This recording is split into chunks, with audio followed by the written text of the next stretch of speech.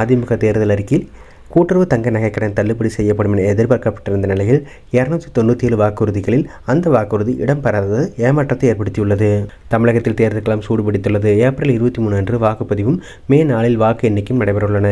இந்த தேர்தலில் திமுக, அதிமுக உள்ளிட்ட தேர்தல் அறிக்கைகளுக்கு பெரும் எதிர்பார்ப்பு நிலவுகிறது. கடந்த 2021 திமுக அரசு ஆட்சிக்கு வந்தபொழுது 5 சவரன் வரையிலான நகைக்கடன் சுமார் 6000 கோடி மதிப்பில் தள்ளுபடி செய்தது.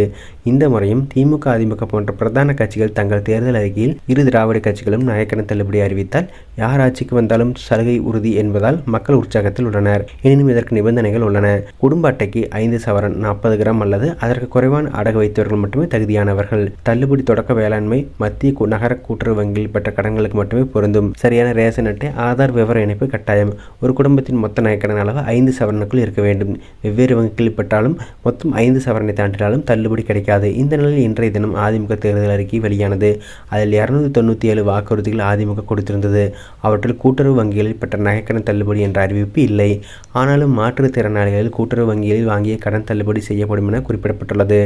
அதேபோல வங்கிகளில் மாணவர்கள், பெற்றோர்கள் நலம் காக்கும் பொருட்டு வங்கிகளில் கல்வி கடன் பெற்று வேலைவாய்ப்பு கிடைக்காமல் கடன் தவணையை செலுத்த முடியாமல் உள்ளவர்களின் கல்வி கடனை தள்ளுபடி செய்யும் வகையில் அத்தகைய அரசு ஏற்கும். தொடக்க வேளாண்மை கூட்டுறவு கடன் சங்கங்கள் மூலம் விவசாயிகள் பெற்றுள்ள வேளாண்மை பயிர்க்கடன் தள்ளுபடி செய்வதற்கு நடவடிக்கை எடுக்கப்படும் என வாக்குறுதிகள் அளிக்கப்பட்டுள்ளன.